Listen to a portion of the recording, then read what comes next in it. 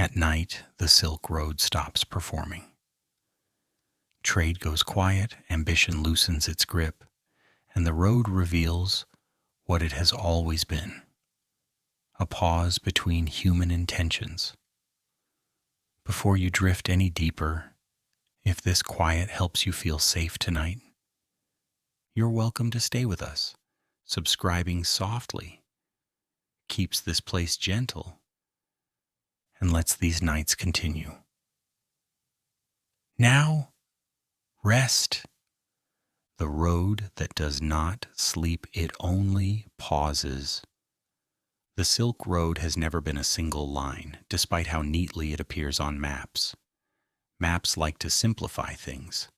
They draw bold strokes across continents and pretend movement is orderly. The road itself has never agreed with that version. It stretches, bends, thins, disappears, and reappears according to weather, patience, and human exhaustion.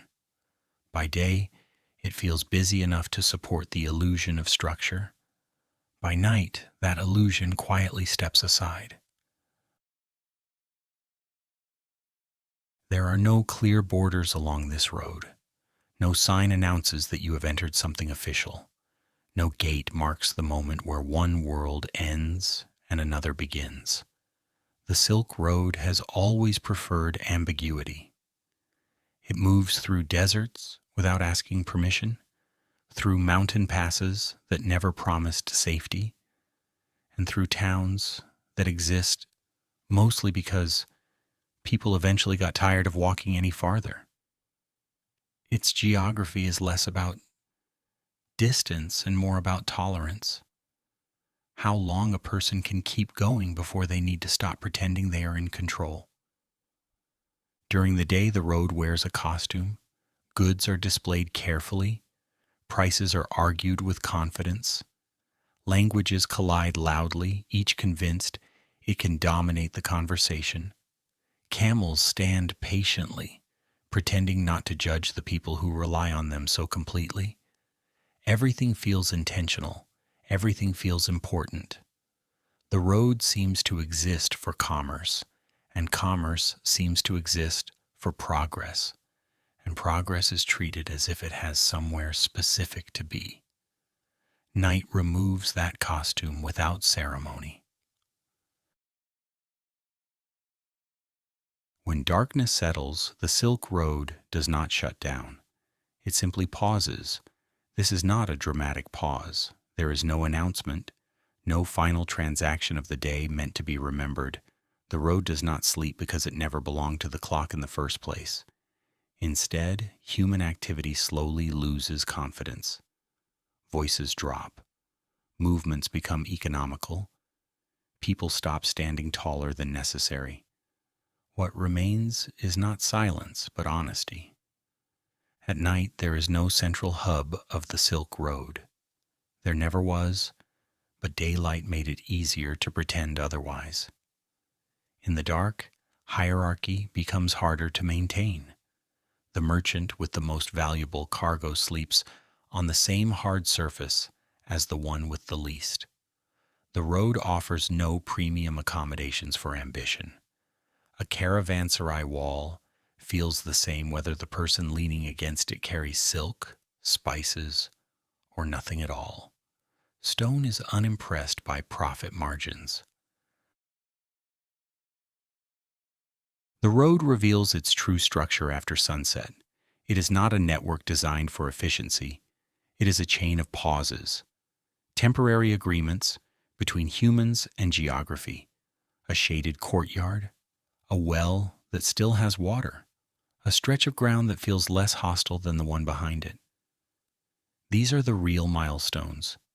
Not cities, not empires, not trade volumes. Just places where people collectively decide that continuing can wait until morning. In daylight, goods define the road. At night, they lose their authority. Silk does not shimmer in the dark. Spices do not announce their value. Paper carries no contracts when no one is reading. Even precious metals lose their urgency once they are wrapped and set down. Objects become quiet, They return to their basic physical existence: weight, texture, smell. The road seems to suggest that value is a daytime activity, and even then only temporarily convincing. This is when the Silk Road becomes more truthful than it ever is under the sun. Without bargaining, people notice other things: the sound of fabric shifting as someone lies down, the steady breathing of animals that have carried human plans far longer than anyone likes to admit, the subtle competition for the least uncomfortable spot near a wall, the shared understanding that tomorrow will require energy and tonight must be conserved. Humor, such as it is, survives here in its driest form. A glance exchanged when someone realizes their grand trading venture ends the day with sore feet and dust in their hair. A quiet acceptance that no amount of strategic thinking improves sleep on packed earth. The road offers these reminders gently, almost politely. It never mocks openly. It simply waits for people to notice. There is no center because the road does not believe in centers. Centers imply control. Control implies permanence. The Silk Road has always known better. It exists because people move, not because anyone planned it properly. Its authority comes from repetition, not command. One person walks, another follows. A pause becomes a stop. A stop becomes a habit. A habit becomes a route. At night, stripped of daytime performance, this process feels especially clear. The absence of negotiation changes the atmosphere. Without prices to debate, conversations shorten. Gestures replace words. Misunderstandings lose importance. No one needs to persuade anyone of anything after dark. Survival is temporarily secure. Tomorrow will provide plenty of opportunity to disagree. This is the hour when the road belongs equally to everyone and to no one. Locals retreat from its edges, reclaiming their villages from the passing tide of strangers. Travelers withdraw inward, measuring the distance already traveled rather than the distance ahead. The road itself remains, neither welcoming nor hostile, simply present. The stars above do not align with trade routes. They offer no guidance on market demand or exchange rates. They only widen perspective. Under them, human movement looks small, temporary, and strangely repetitive. The road stretches on, indifferent to who uses it next. A quiet night along the Silk Road is not a break in history. It is history in its most unguarded state. No speeches, no milestones. Just people resting where they can, trusting that the ground will still be there when they wake. Trusting that the road will resume its long, unremarkable service without asking to be remembered. By morning, ambition will return. Goods will matter again. Voices will rise. The illusion of structure will be carefully reconstructed. But for now, the Silk Road pauses, not to recover, but to remind everyone what it looks like when nothing is being sold. A caravan settles without ceremony.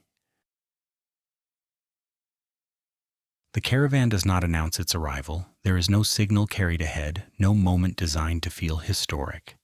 It simply slows down. That is how most long journeys reveal they are finished for the day. Speed fades first. Intention follows. Eventually, movement becomes effort rather than progress, and everyone quietly agrees that stopping is not failure, but efficiency wearing comfortable clothing.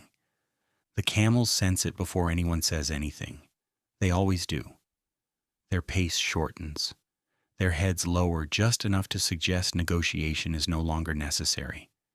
They have carried people who believed themselves decisive all day, and now they are ready to be practical. When the caravan halts, it is not dramatic, it is administrative, the kind of stopping that does not require witnesses. No horns are blown, no flags are raised. There is nothing here worth celebrating loudly. A safe place to stop is not an achievement. It is a requirement. Anyone who treats it as something more usually learns the lesson later, when the wind shifts or the ground proves colder than expected. Experience along the road teaches restraint. Even relief is expressed quietly. No one writes anything down. There is nothing to record that would sound impressive later. A caravan stopped. People got off animals. Goods were placed on the ground. The Silk Road has seen this scene so many times that novelty would be suspicious. History prefers repetition anyway. It is far more reliable than moments.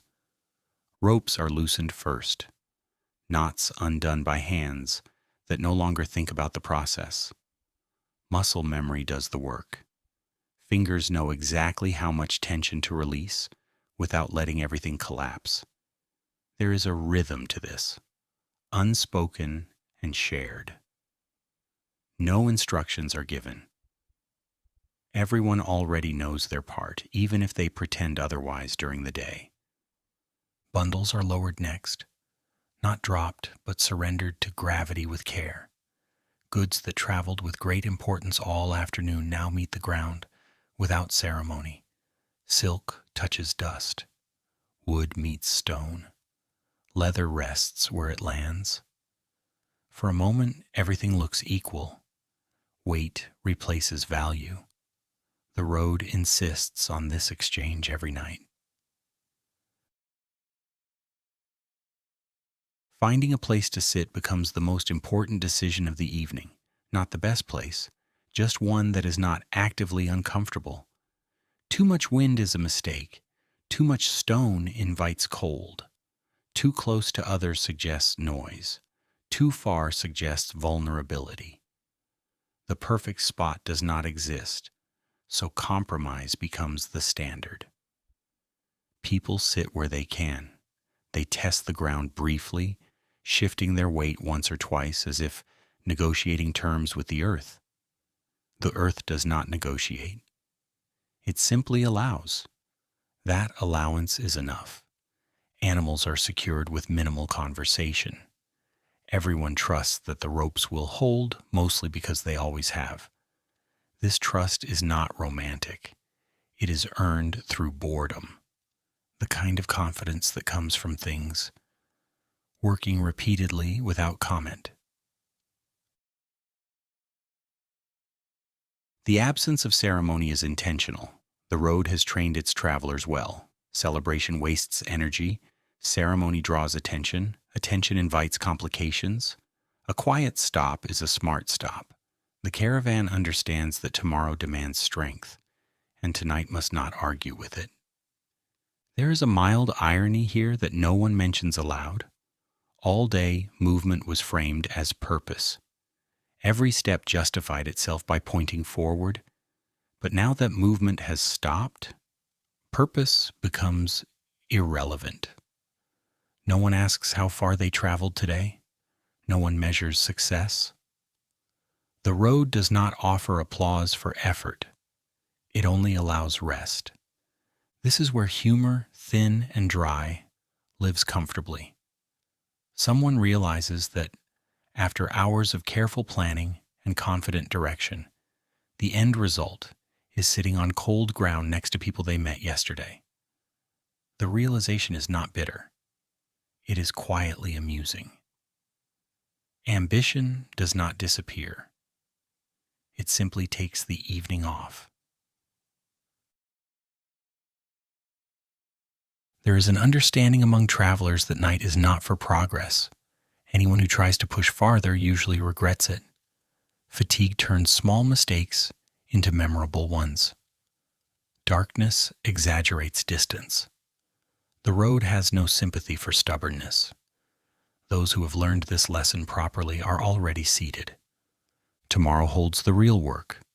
Tomorrow will require attention, negotiation, endurance, and convincing others that your goods are worth carrying farther. Tonight offers none of that. Tonight offers survival in its most basic form, warmth if possible, stillness if not. No one pretends this moment is meaningful in a grand sense. That is its strength. The caravan settles because settling is necessary, not symbolic. The Silk Road has no interest in metaphors when practical needs remain unmet. As bodies relax, the road seems to exhale with them. The day's performance ends, roles soften, titles dissolve. There are no leaders now, only people who traveled and animals who carried them. The difference matters less in the dark. This pause is not a weakness in the journey. It is the mechanism that allows the journey to continue at all. Rest is not interruption. It is infrastructure. The road depends on these quiet, unremarkable evenings more than on any successful trade completed under the sun. Nothing about this moment will be remembered individually, and yet without nights like this, there would be no Silk Road to remember. The caravan settles without ceremony because ceremony suggests completion. This is not an ending, it is maintenance. Tomorrow will matter. Tonight does not need to. And along this road, that understanding is one of the most valuable things anyone carries. The Caravanserai after voices fade. The Caravanserai changes character at night, not because anything dramatic happens, but because almost everything stops happening. During the day, it is a place of motion and negotiation, a space that pretends to be temporary while quietly becoming essential. By evening, it sheds that pretense. It becomes what it has always been, a structure designed for people who do not belong to one another, yet must briefly coexist. The courtyard is paved with brick, worn smooth by centuries of indecision. No one planned to stop here forever, and yet countless feet have crossed the same ground, each convinced they were only passing through. The bricks remember better than the people do. At night, when the heat drains from the stones, the courtyard feels honest. It does not offer comfort, it offers reliability. It will be here in the morning, exactly as unimpressed as it was tonight. The walls are thick, not for beauty, but for endurance. They block wind without comment. They absorb sound reluctantly. They do not echo enthusiasm. Anyone hoping to hear their own importance reflected back quickly learns otherwise. The walls do not care who arrived with silk and who arrived with dust. They apply the same silence to everyone. The gates close early, long before anyone feels finished with the day. This is not a courtesy. It is a rule learned the hard way. Night invites uncertainty, and uncertainty does not negotiate well. Once the doors are secured, the caravanserai becomes a sealed agreement. Everyone inside accepts the same conditions. Everyone outside becomes irrelevant until morning. Inside, sound reduces itself to a few stubborn details. A spoon touches a bowl, not loudly, just enough to confirm that someone is still eating, still awake, still making decisions about warmth and hunger. Footsteps appear late, hesitant, as if apologizing for arriving after the conversation has ended. Somewhere, an animal exhales slowly, its breath steady and unconcerned with human schedules. These sounds do not form a rhythm. They exist independently, spaced by long stretches of nothing. Silence here is not empty. It is occupied by expectation. the kind that waits without urgency. People do not grow close in a caravanserai at night. There is no time and no reason to attempt it. Friendships require context. Here, context expires by morning. Names are optional, stories remain unfinished. No one presses for details that would require remembering later. And yet no one is entirely unfamiliar either. This is the strange balance the caravanserai maintains. Strangers share space without pretending to understand one another. Familiarity exists just long enough to feel safe, but not long enough to feel responsible. It is a social arrangement perfected by repetition. Trust is extended carefully, measured in small allowances rather than grand gestures. People lie down near others not because they trust them deeply, but because distance invites questions. Proximity, paradoxically, feels safer. Everyone knows this, even if no one admits it directly. The logic is simple. It is easier to watch someone sleeping than someone who refuses to sleep at all. There is humor in this subtle and dry, the kind that survives long journeys. Everyone here trusts strangers just enough to fall asleep near them. Not enough to share secrets, not enough to relax completely, just enough to close their eyes without gripping their belongings like a final argument. The caravanserai does not encourage conversation after dark. Voices naturally lower, as if the walls themselves disapprove of unnecessary sound. Words become functional. Requests are short. Apologies are brief. Anything more would suggest investment. And investment is not the purpose of the night. The air carries layered smells that no one attempts to name. Dust, animals, old stone, cooked grain, fabric that has traveled too far to smell like home anymore. These scents mix without dominance. They tell no story. They simply exist, like the people who brought them. Somewhere, someone shifts in their sleep. Someone else remains awake longer than intended, listening to nothing in particular. The ceiling above them holds steady, unconcerned with who rests beneath it tonight. The caravanserai has hosted better nights and worse ones. This is neither. What matters is that no one feels alone and no one feels claimed. This space offers shelter without intimacy, safety without belonging.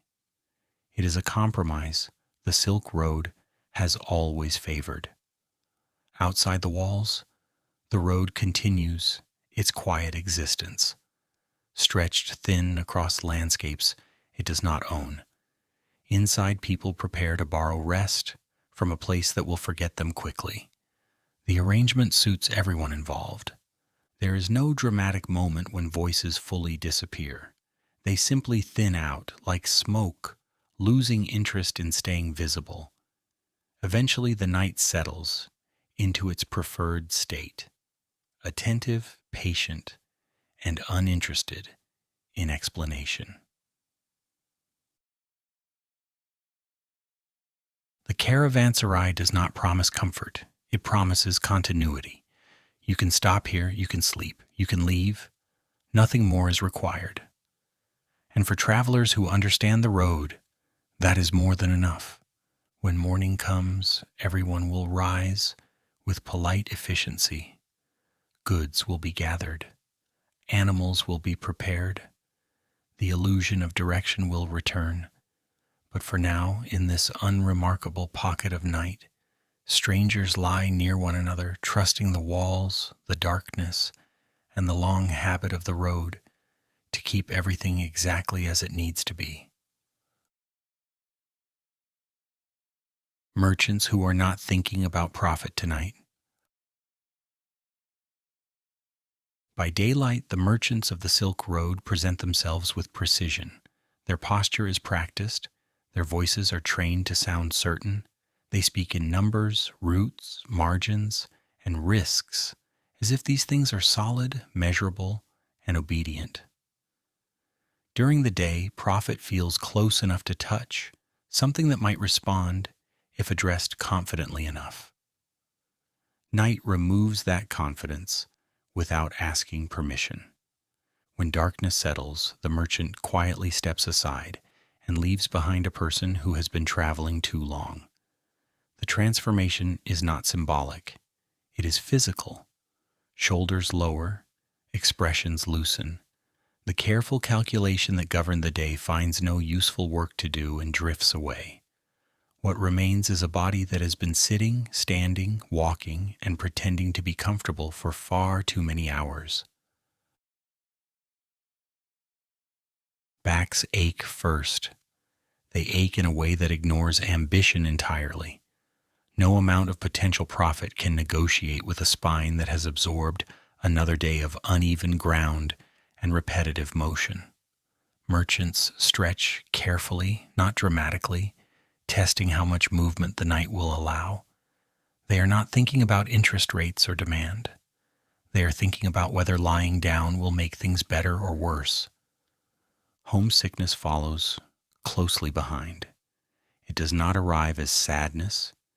It arrives as comparison, the memory of a floor that felt familiar, a place where sleep did not require calculation, a voice that did not need translation. These thoughts appear without ceremony and are dismissed just as quietly. There is no advantage in lingering on them. The road does not reward nostalgia. Shoes become a serious concern, not as symbols of status, but as tools nearing the end of their usefulness. Merchants examine soles by touch in the low light, pressing a thumb where leather has thinned. How many days remain before repair becomes unavoidable? How far until the next place where such a repair might be possible? This is the kind of accounting that matters at night. Practical, unavoidable, entirely indifferent to market trends. The goods lie where they were placed earlier, unmoving and unimpressive, wrapped, stacked, tied, and ignored. Silk does not whisper about its value. Spices do not remind anyone how rare they are. Paper carries no promises once the hands that would trade it have gone still. The cargo waits patiently, as it always does, because waiting is what goods do best. Profit has agreed to wait until morning. This pause is not a failure of discipline. It is a necessity disguised as laziness. No one along the Silk Road believes that constant calculation leads to better outcomes. Fatigue blurs judgment. Overthinking leads to mistakes. The night exists specifically to prevent tomorrow from being ruined by today's confidence. There is a quiet irony in how quickly titles lose relevance. A successful merchant and an unsuccessful one sit the same way when their legs are tired. The road does not recognize reputation after dark. It recognizes weight, temperature, and the limits of endurance. These metrics apply equally. Some merchants still attempt to rehearse numbers in their minds, out of habit rather than need. They run through hypothetical exchanges that will never happen exactly as imagined. The exercise ends quickly. Mental energy is limited. The body insists on priorities, and profit does not rank highly among them tonight. Conversation, when it happens, avoids business entirely. There is nothing to gain from discussing margins when no one can act on them. Instead, remarks drift toward weather, distance, and the condition of animals, topics that belong equally to everyone present. These exchanges are brief and unambitious. No one tries to impress. That would require effort. The road has taught these merchants an important lesson, one they rarely articulate. Value is contextual. It expands in the marketplace and collapses at night. What seemed essential under the sun becomes theoretical in the dark. What seemed negligible becomes immediate. Warmth, rest, shoes that still function. This recalibration happens nightly and without resentment. Merchants accept it because it works. Those who resist it do not last long on the road. Exhaustion makes poor negotiators. There is humor here, subtle and self-directed. A merchant who spent the day projecting certainty now lies awake wondering whether they packed an extra sock. The realization does not undermine them. It humbles them just enough to remain effective. The road prefers this balance. As sleep approaches, calculations finally stop. Numbers lose their edges. Routes blur into sensations rather than plans. Tomorrow exists as a vague promise rather than a list of tasks. Profit waits, not because it has been forgotten, but because it understands timing better than people do. The Silk Road depends on this nightly suspension of ambition. Without it, merchants would burn out, routes would fail, and trade would collapse under the weight of its own seriousness. The night prevents this. It restores proportion. By the time eyes close, no one is thinking about markets. They are thinking about whether the ground will remain this cold all night, whether the morning will arrive soon enough, whether their body will cooperate when asked to move again. Goods remain still. Profit remains theoretical. The merchant rests, temporarily relieved of the obligation to care about outcomes. Morning will return that responsibility soon enough. For now, along this quiet stretch of the Silk Road, ambition has learned to wait. Goods that do nothing in the dark. When night settles over the Silk Road, trade does not end so much as it loses its audience. Goods remain exactly where they were placed, wrapped, tied, and patiently ignored. Nothing dramatic happens to them. That is the point. Darkness does not destroy value. It simply refuses to perform it. Silk lies folded in the same careful layers, but it does not shimmer. Without light, its smoothness becomes theoretical. No one runs fingers across it to admire craftsmanship. No one lifts it toward the sky to test its sheen. In the dark, silk is quiet fabric, heavier than it looks, taking up space without making promises. It does not insist on being admired. It waits, confident that admiration requires daylight. Spices sit sealed, their aromas contained rather than announced. By day, they tempt the senses. They travel far on reputation alone. At night, they smell like closed containers. Potential, not presence. No one inhales deeply and imagines distant kitchens. Hunger does not negotiate with sealed bundles, and memory is less persuasive without scent. The spices rest, indistinguishable from any other cargo that has decided to be discreet. Paper behaves similarly. By daylight, it carries instructions, contracts, and news that claims urgency. At night, paper is simply paper. It does not speak unless spoken to, and no one is reading. Words remain trapped in fibers, suspended until eyes and light agree to cooperate. Information, it turns out, keeps very polite hours. Even gemstones lose their confidence. In the dark, they do not catch attention. They do not reflect importance. They are cool, dense objects with edges and weight. Their stories collapse into geology. Without light, a jewel cannot remind anyone how rare it is. It becomes exactly what it always was, just a stone that happens to be traveling. This nightly transformation is not an insult to trade. It is a correction. Goods return to their physical truth. Texture replaces symbolism. Weight replaces worth. The road insists on this reminder regularly, as if to prevent people from confusing value with identity. There is a mild irony in how carefully goods are handled during the day, only to be treated with indifference at night. Hours of negotiation, strategy, and anticipation lead to this moment of complete inaction. The cargo does nothing. It does not improve. It does not deteriorate. It simply occupies space. This is not failure. It is rest. Trade feels very important until the lights go out. This realization does not provoke panic. Experienced travelers understand it intuitively.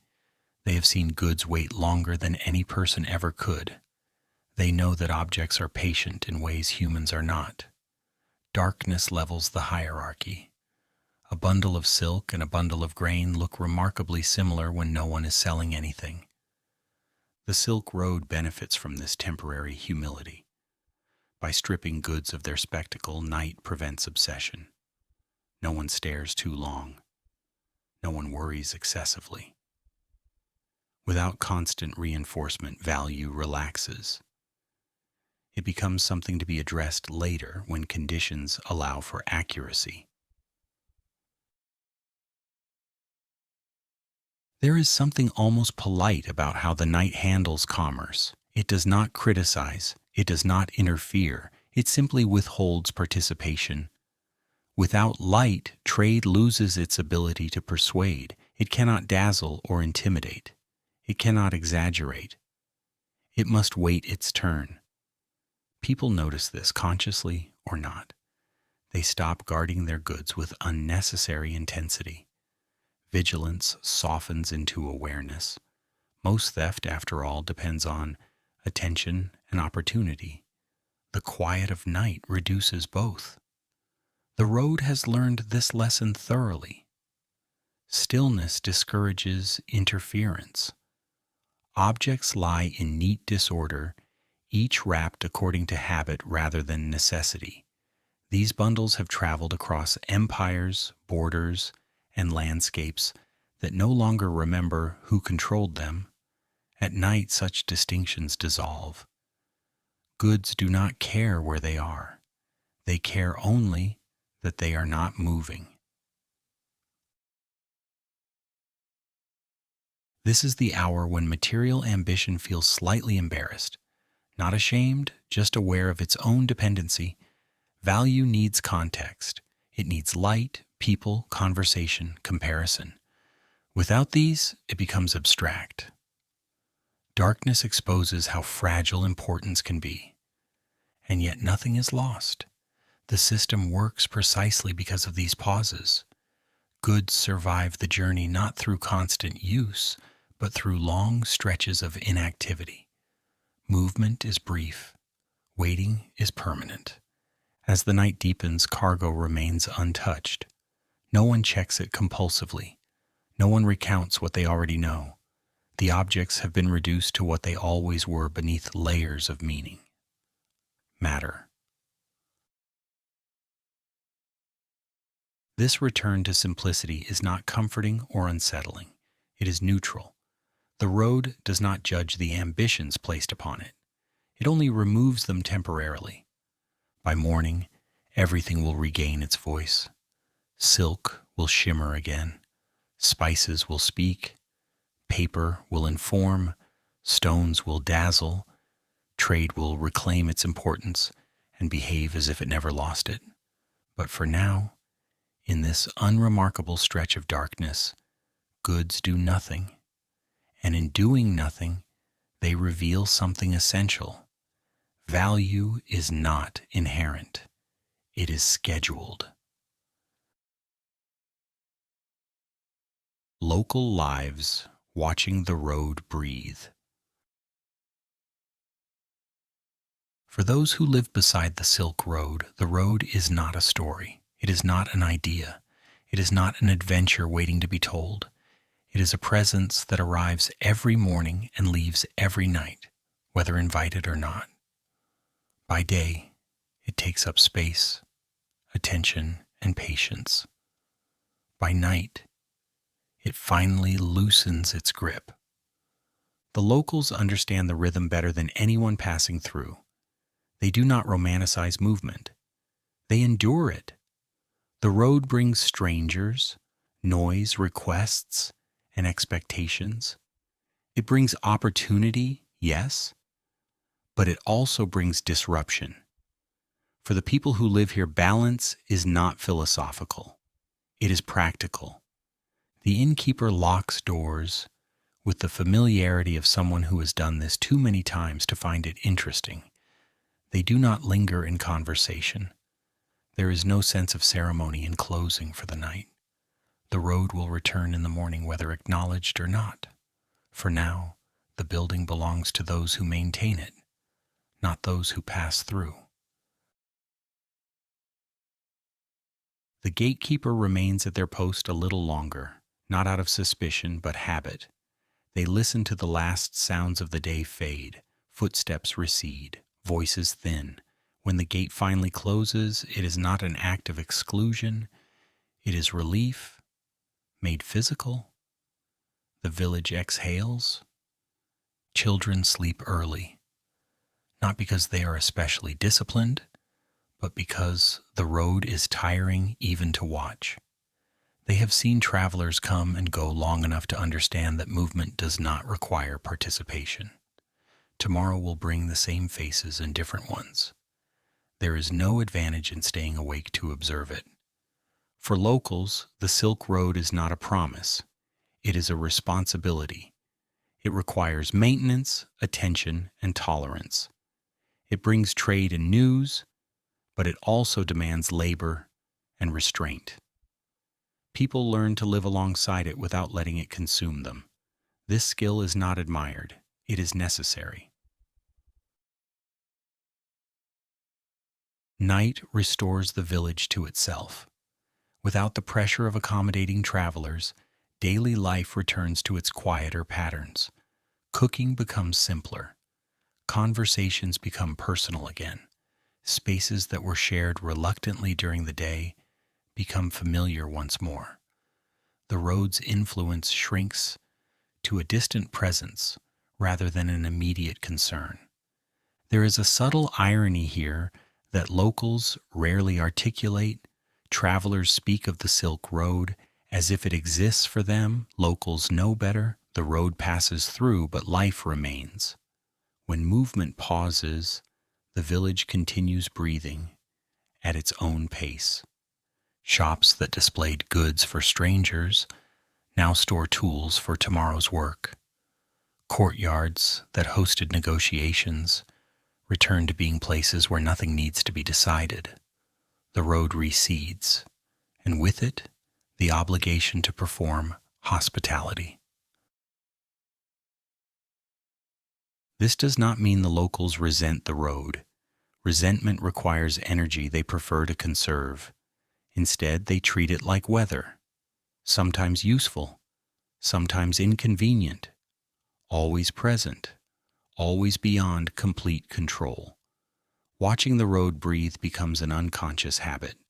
People notice when caravans slow, when dust settles earlier than usual, when silence arrives on time.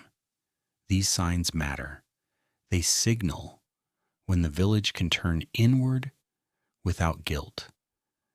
There is mild humor in how dramatically travelers describe their journeys, unaware that for locals, these journeys are background noise. Stories that sound heroic at great distance become repetitive up close. The locals listen politely, nodding at appropriate moments, already thinking about the hour when the road will quiet again. Night is that hour, the moment when ownership returns. The road stops asking to be acknowledged. It becomes just another line of darkness beyond the walls. The Silk Road has no memory of individual villages. It cannot afford sentimentality. Villages, on the other hand, remember every night the road stayed quiet. These are the moments that define home.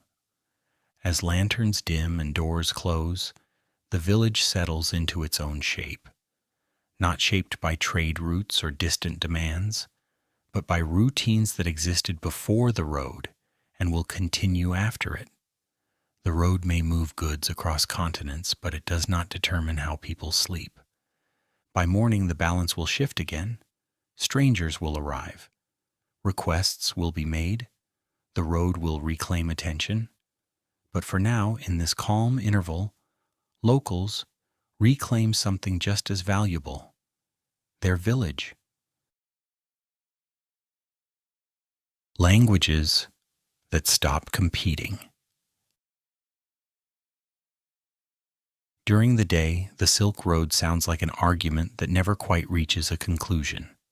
Languages overlap, interrupt, and circle one another with cautious confidence. Each arrives carrying assumptions about importance. Each expects to be understood, or at least respected. Words work hard in daylight. They negotiate, persuade, clarify, and occasionally exaggerate. At night, they lose their urgency. As darkness settles, language stops competing for attention. Sentences shorten, not out of hostility, but efficiency. People conserve syllables the same way they conserve energy. Long explanations feel unnecessary. Precision becomes less valuable than adequacy. A few words, placed carefully, accomplish more than elaborate speech ever could. Gestures take over without ceremony. A hand indicates space. A nod replaces a question. A brief movement of the shoulders communicates fatigue more clearly than any vocabulary. Bodies, it turns out, share a language that requires no translation. Night allows this language to surface without embarrassment. Misunderstandings still occur, but they lose their importance. During the day, confusion can cost time, money, or reputation. At night, confusion is just another minor inconvenience. There is no urgency to resolve it. No deal depends on immediate clarity. People accept uncertainty with surprising ease when nothing is at stake. This is the hour when no one needs to persuade anyone of anything. Arguments require energy and incentive. Night offers neither. Convincing someone to agree would be excessive effort for negligible reward. Silence becomes the most efficient form of cooperation. The road encourages this shift. It has seen too many conversations fail under the weight of ambition. It understands that communication improves when expectations lower. Without the pressure of outcome, people become more tolerant of ambiguity. There is something quietly ironic about this. The Silk Road is celebrated for connecting cultures, for exchanging ideas and languages across vast distances. Yet its most peaceful moments occur when those languages step aside. Connection, in this context, does not require fluency. It requires restraint. People speak just enough to maintain comfort. Requests are simple. Responses are brief. Tone matters more than vocabulary. A calm voice communicates safety, even when the words are unfamiliar. The road has taught its travelers to listen for intention rather than content. In this environment, accents stop signaling difference. No one is impressed or threatened by them. They are simply features of sound, like wind or footsteps. The hierarchy of languages collapses quietly. No tongue dominates. None needs to defend itself. Humor survives here in its most understated form. A misunderstanding resolved by a shrug rather than an explanation. A shared smile when words fail entirely. These moments are not celebrated. They are acknowledged and released. Night strips communication down to essentials: need, consent, boundaries. Everything else can wait. The absence of persuasion creates a temporary equality. Without rhetoric, people meet as they are rather than as they present themselves. This does not mean understanding deepens. It means expectations soften. No one assumes full comprehension. No one demands it. The road becomes a place where partial understanding is sufficient, and silence is not interpreted as ignorance. There is relief in this arrangement. Daytime conversation along the Silk Road can feel like a performance. Night allows everyone to step out of character. Without an audience, language loses its competitive edge. The result is not unity, but coexistence, a practical peace built on lowered ambition. People share space without needing to share narratives. The road finds this arrangement sustainable. As the hours pass, words become increasingly rare. Communication shifts toward presence rather than expression. The simple fact of being near others becomes enough. By morning, languages will wake up hungry for relevance again. They will resume competing for clarity, authority, and influence. The road will accommodate them, as it always does. But for now, in this quiet interval, language rests. It stops trying to win. And in doing so, it becomes more effective than it ever was under the sun.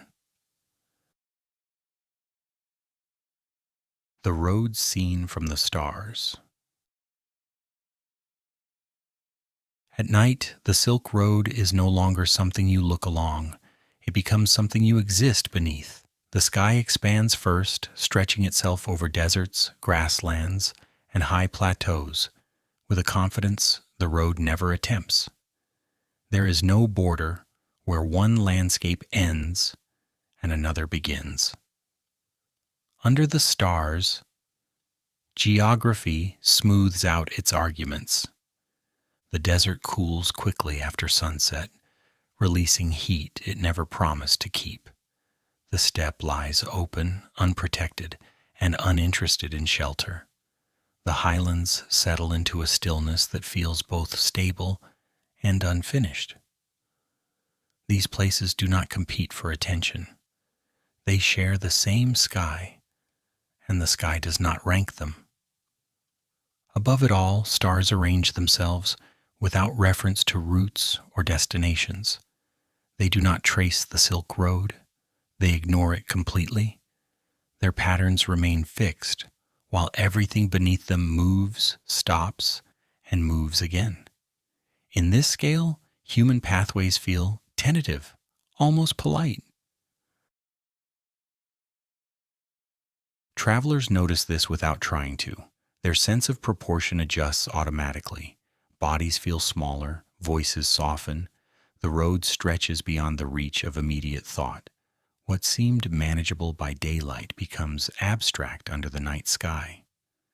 People shrink, not physically, but conceptually. Ambitions lose sharp edges. Plans lose urgency.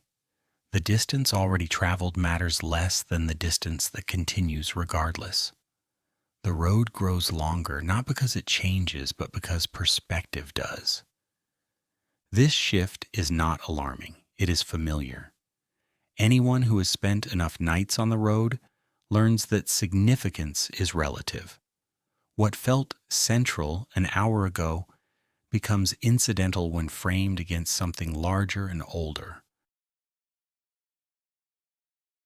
The stars do not offer guidance in any practical sense. They do not reassure, they do not threaten, they simply observe without interest. Their indifference is not hostile, it is complete. Under their presence, the Silk Road becomes just another thin line of human persistence. Life along the road takes on a temporary quality here. Roles feel borrowed rather than owned. Travelers sense that they are passing through something that will remain unchanged by their presence. This realization does not produce loneliness, but it does not offer comfort either. There is a specific emotional balance that emerges under this sky. People feel not alone because the world feels full, but they do not feel welcomed because the world does not acknowledge them. Existence is shared without invitation. This sensation is strangely stabilizing. Without the pressure of belonging, there is no fear of exclusion. Without the promise of welcome, there is no disappointment. The road allows people to exist briefly without expectation. Humor, subtle and unspoken, lingers in the recognition that all the planning and negotiation of the day leads to this moment of insignificance. It is not a bitter realization. It is almost generous. The sky absorbs importance without comment. The road seen from this scale is not heroic. It is functional. It does not carve the land. It rests upon it, temporarily visible only because people keep walking. If movement stopped entirely, the road would fade without protest. This perspective changes how time is felt. Hours lose shape. Night stretches without urgency. Tomorrow exists, but not insistently. The present becomes wide enough to rest in. Travelers do not discuss these thoughts. They rarely articulate them. They are experienced quietly, processed individually, and then set aside. There is no advantage in dwelling on them. As eyes adjust to darkness, details on the ground disappear. Edges soften, objects merge into shadow. What remains most vivid is distance. Not the distance to be traveled, but the distance between human concerns and everything else.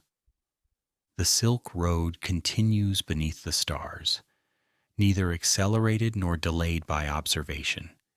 It exists because people persist, not because the universe approves. The stars have seen countless roads appear and vanish. They have learned not to comment. Eventually, fatigue returns perspective to human scale. Bodies demand rest. The sky remains large, but attention narrows. People settle back into themselves. The road, still present but less imposing, waits for morning to restore proportion. Under the stars, it has done its work.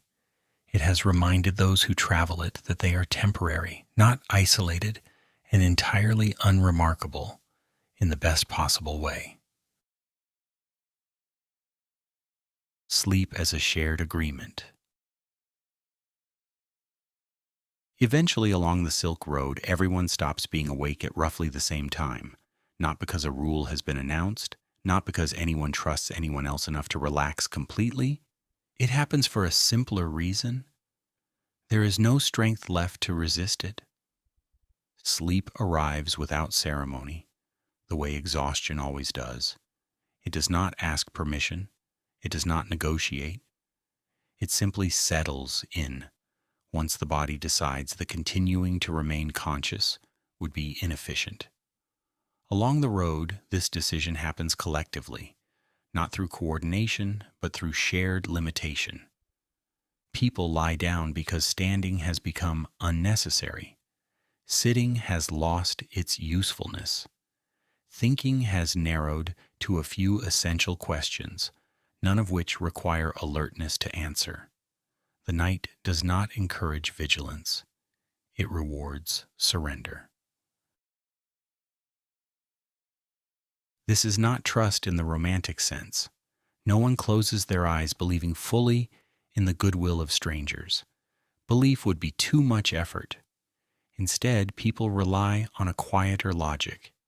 Everyone here is tired in roughly the same way. Everyone wants morning to arrive without complications. That shared desire becomes sufficient. Sleep, in this context, functions like an agreement that no one bothers to sign.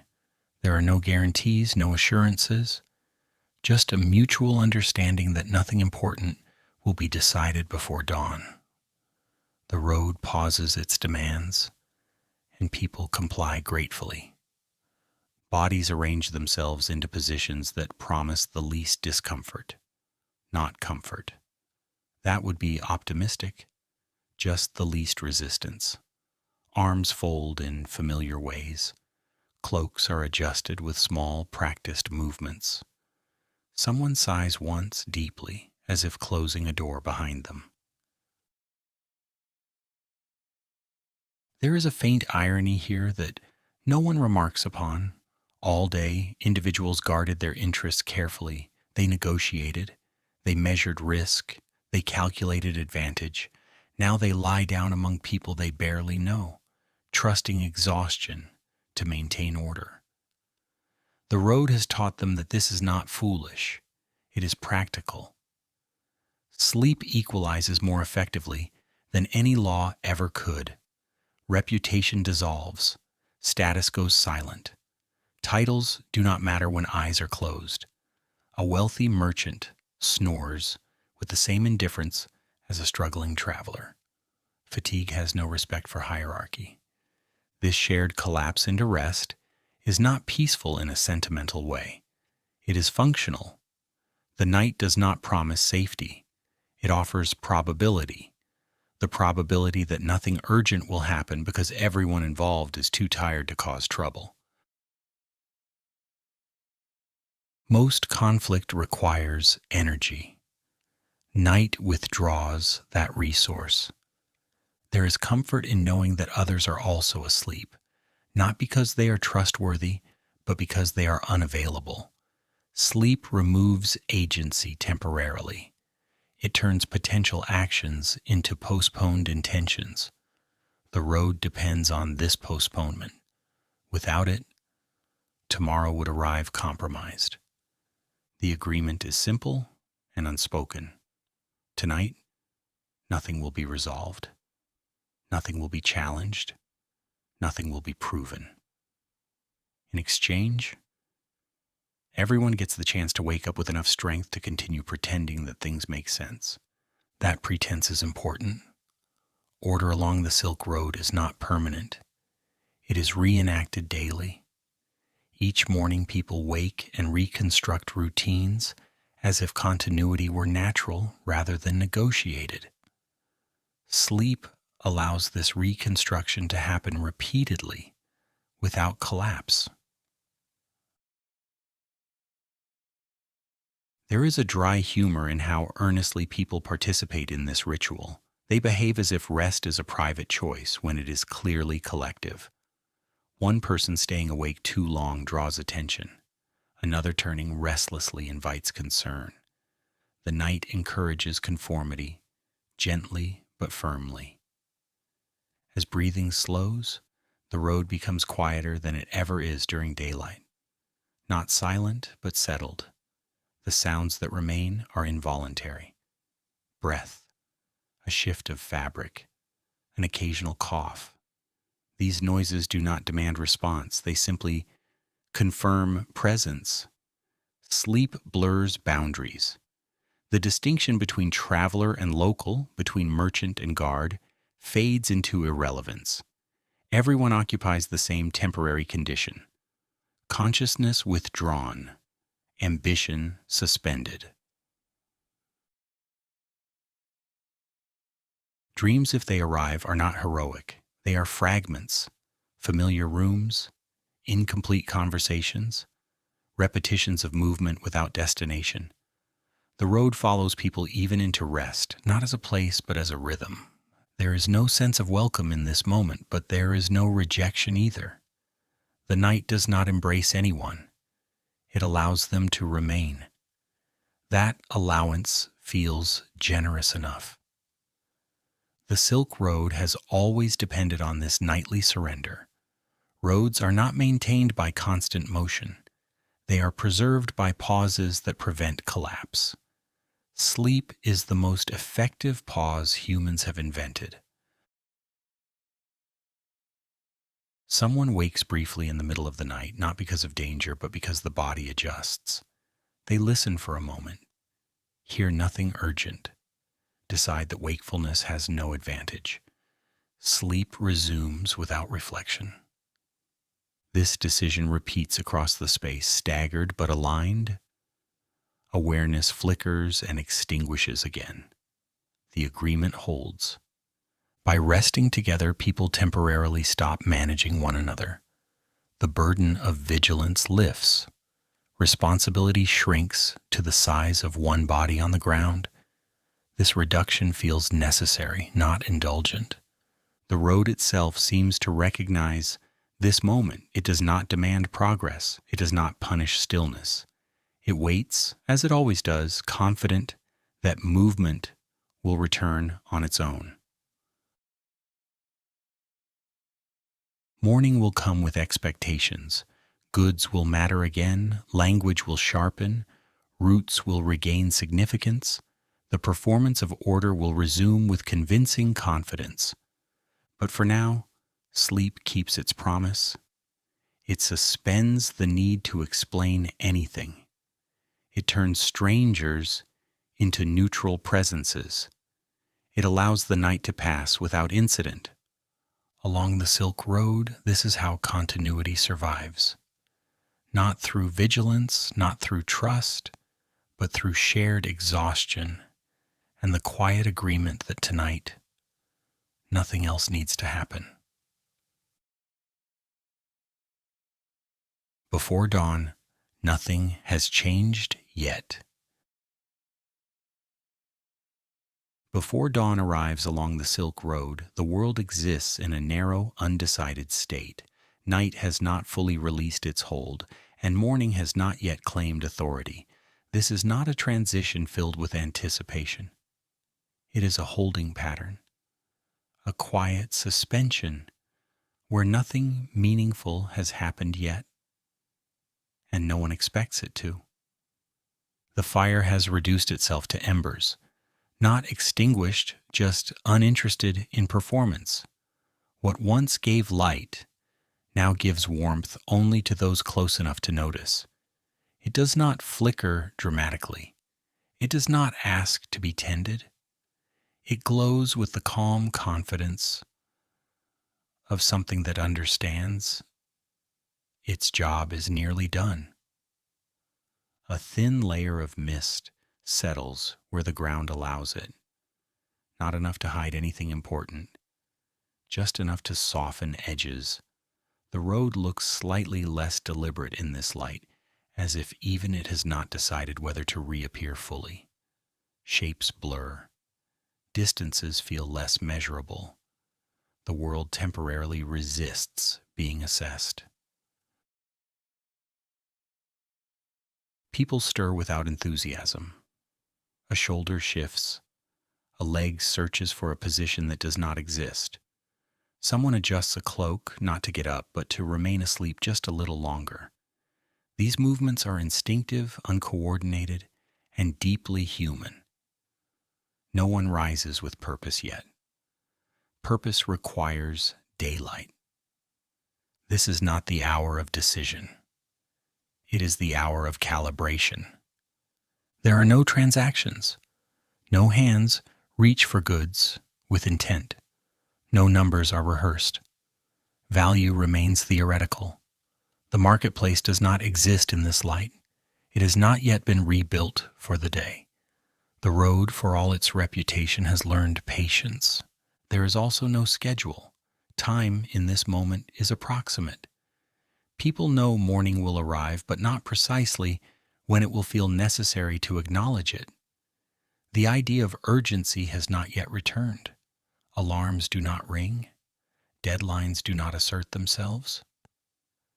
The body decides when readiness becomes unavoidable. This is where the Silk Road feels least like a system and most like a shared habit. Everything that will matter later is present but inactive. Goods remain stacked.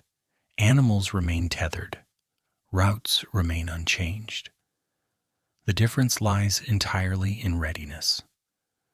Bodies begin preparing long before minds do. Breathing deepens, then changes. Muscles tense and release, testing their willingness to cooperate. Eyes open briefly, then close again, as if checking whether the world is ready to be engaged.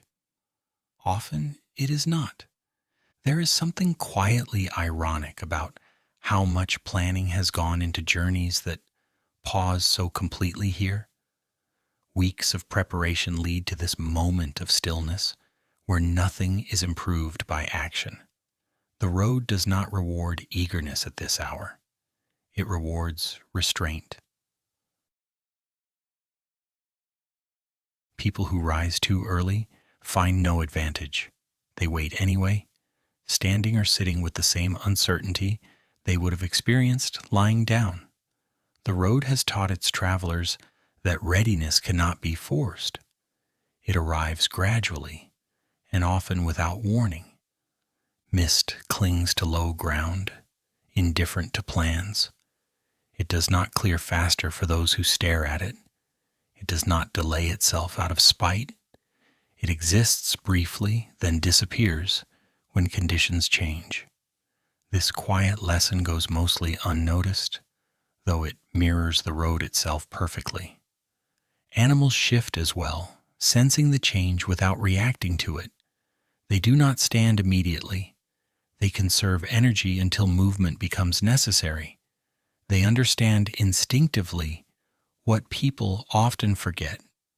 That movement is expensive. That waiting is not waste. The absence of activity feels deliberate, even though no one has decided anything. This is the hour where the road holds everything in reserve. The day has not begun, so it cannot disappoint. Night has not fully ended, so it cannot be blamed. There is a faint humor in how seriously people will soon take the day. Soon, every delay will matter. Every exchange will feel consequential. Every step will be measured against distance and time. But here, none of that applies. The world has not yet agreed to be productive.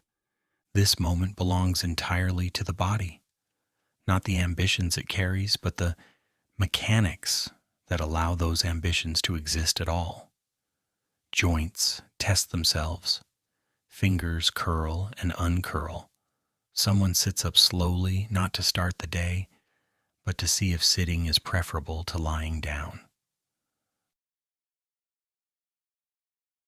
The Silk Road does not interfere. It does not rush this process. It understands that continuity depends on these quiet recalibrations. A road that demands immediate action would not last long. There is no loneliness here, but there is no connection either.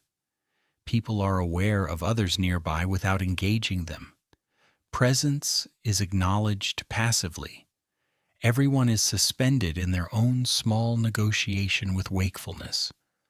Voices do not rise yet. Speech would feel intrusive. Words belong to daylight. Here, communication is limited to movement and breath. These signals are sufficient. The fire finally gives up its glow. Not dramatically. It simply becomes indistinguishable from the surrounding dark. No one reacts. Its work was finished before anyone noticed. Mist thins. Shapes regain definition. The road slowly allows itself to be seen again, though it offers no commentary on what will happen next. It remains exactly where it was, unchanged by rest. Still, nothing has changed yet.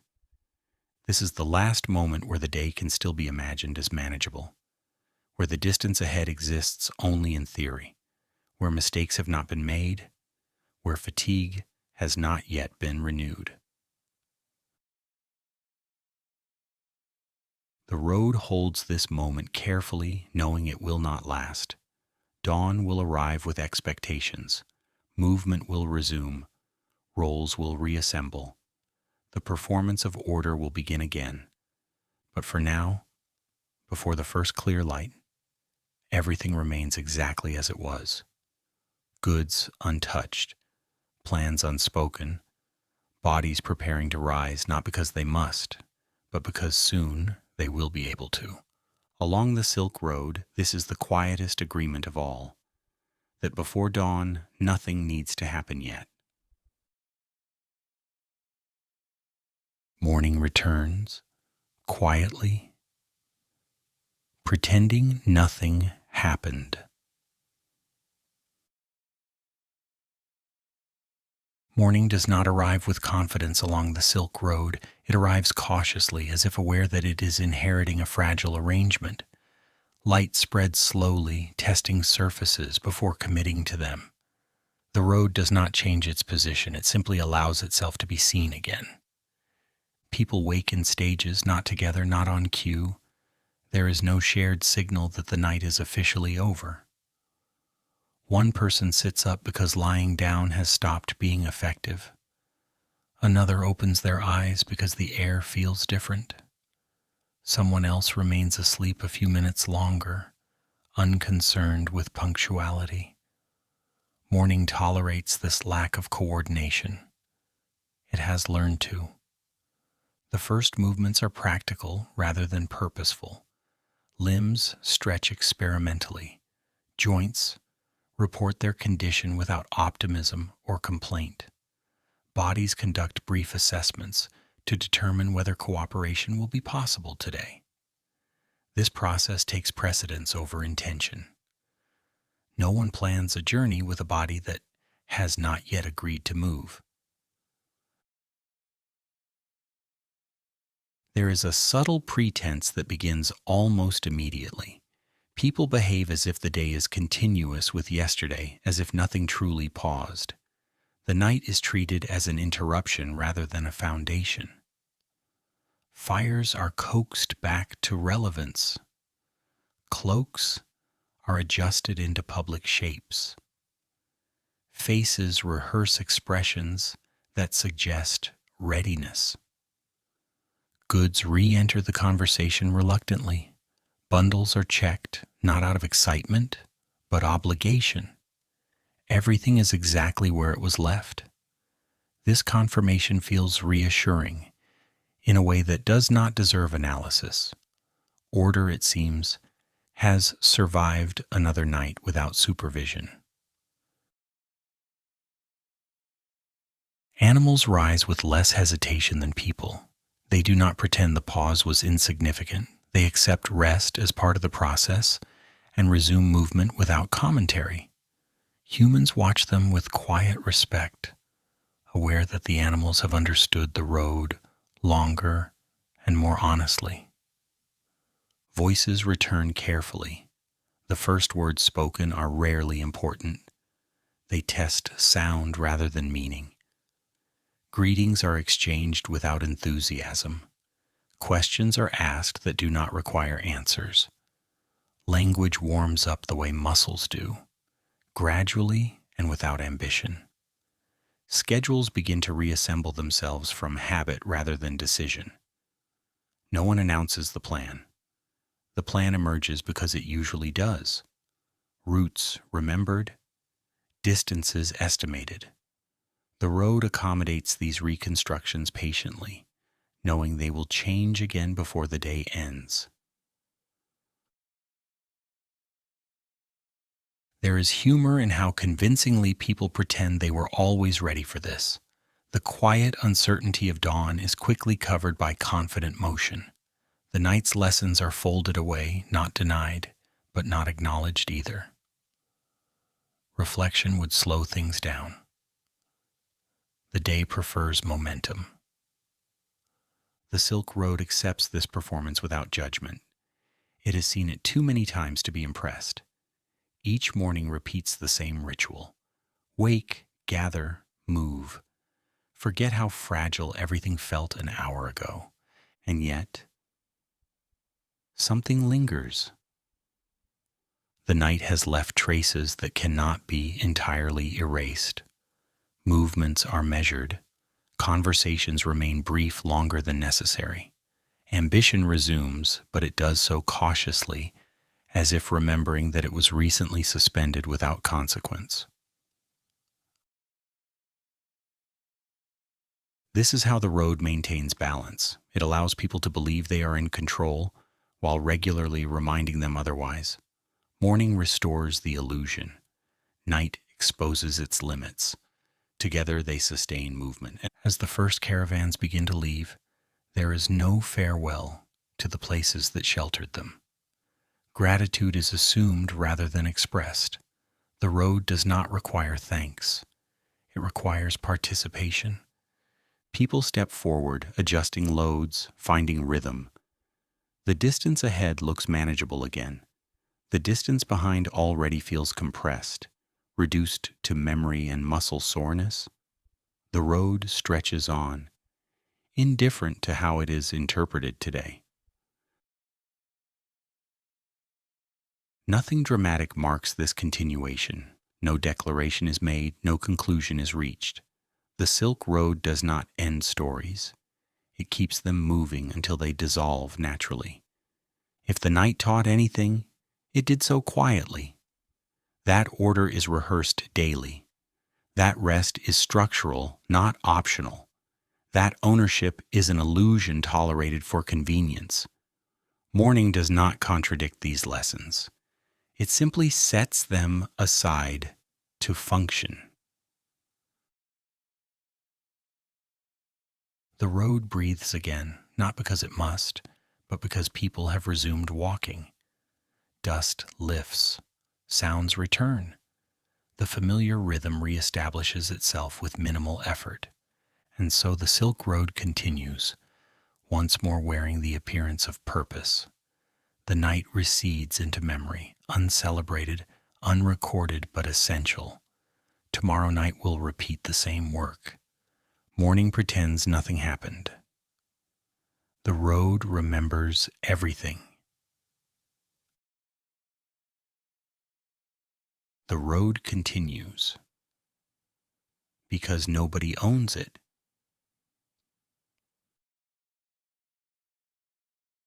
The Silk Road continues for a reason that is both unimpressive and remarkably durable. Nobody owns it, no single mind designed it.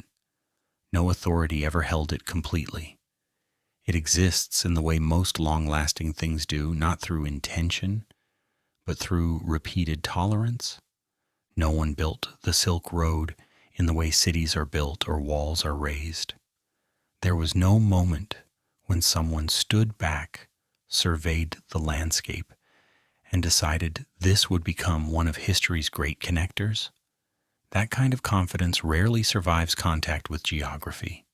Instead, the road appeared gradually, assembled out of footsteps, pauses, mistakes, and habits that happened to work well enough to be repeated. Control never arrived either. Empires tried briefly. Administrations drew lines and imposed rules where they could, but the road always extended beyond their reach. It bent around authority rather than submitting to it. It crossed borders before borders knew how to defend themselves. It waited patiently for systems to fail, and then continued exactly as before. The Silk Road exists because people need to move, and just as importantly, because people need to stop. Movement alone does not sustain a road. Stopping does. Places where travelers rest, wait, repair, recover, and hesitate are what turn paths into routes. The road survives because it accommodates exhaustion as effectively as ambition. This balance is rarely acknowledged, especially during the day. Daylight favors narratives of progress. It highlights distance covered, deals made, destinations reached. But night removes that framing. In the dark, the road looks less like a triumph of human organization and more like a loose agreement between effort and limitation. There is something quietly ironic about how often the Silk Road is described as powerful. Power implies direction. The road has never insisted on one. It allows movement in multiple directions at uneven speeds for reasons that are rarely aligned. It survives because it refuses to prioritize a single outcome. Ambition passes through the road constantly. It arrives confident, burdened with plans and expectations. It speaks loudly, demands efficiency, and assumes cooperation. The road listens politely, then offers dust, weather, fatigue, and delay. Ambition either adapts or leaves. The road remains. Routine, on the other hand, fits comfortably. It asks little. It repeats itself without requiring attention. Routine understands that continuity is built from small actions performed reliably, not from dramatic breakthroughs. The Silk Road rewards this understanding generously. Night makes this visible. Without activity to distract from structure, the road's true nature emerges. It is not a monument. It is not an achievement. It is a pattern. A long one certainly, but still a pattern. Walk, stop, rest, continue, repeat. No one needs to remember who first walked these paths. Memory is unnecessary. What matters is that someone walked them again and again and again. Each repetition strengthened the root without needing acknowledgement. There is dry humor in how often ownership is assumed where none exists. Travelers speak of their route or their journey as if the road belongs to them temporarily. The road indulges this language briefly, then reminds them otherwise. It remains after they leave, unchanged by their claims. Even the idea of legacy struggles here. Goods pass through, names pass through, stories circulate then fade. The road absorbs all of this without record keeping. It does not archive significance. It does not preserve intention. It continues because continuation is its only function. At night, this becomes difficult to ignore. Without witnesses, the road feels unconcerned with recognition. It does not need to be seen to exist. It does not need to be praised to persist. It requires only that people continue needing it. This is why it has survived shifts in power, language, technology, and belief. Systems come and go. Routes that depend on them disappear. The Silk Road does not depend on any single system. It adapts by remaining incomplete. The road survives because it allows imperfection. Detours become standard. Delays become expected. Inconsistencies become features rather than failures. Night emphasizes this by removing the pressure to optimize.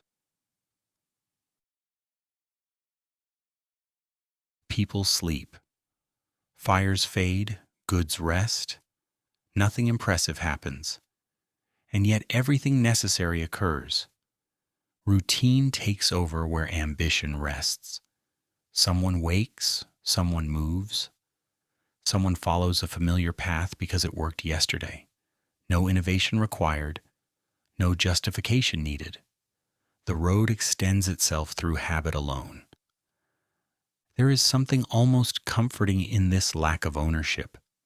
Without an owner, there is no final authority to disappoint. Without control, there is no expectation of order beyond what can be maintained practically. The road exists within human limits rather than against them. Night reminds travelers of this truth gently. It does not lecture. It does not correct. It simply removes distractions until the structure becomes obvious. The road is not impressive because it connects places. It is impressive because it endures inconsistency. As dawn approaches, the familiar performance will return.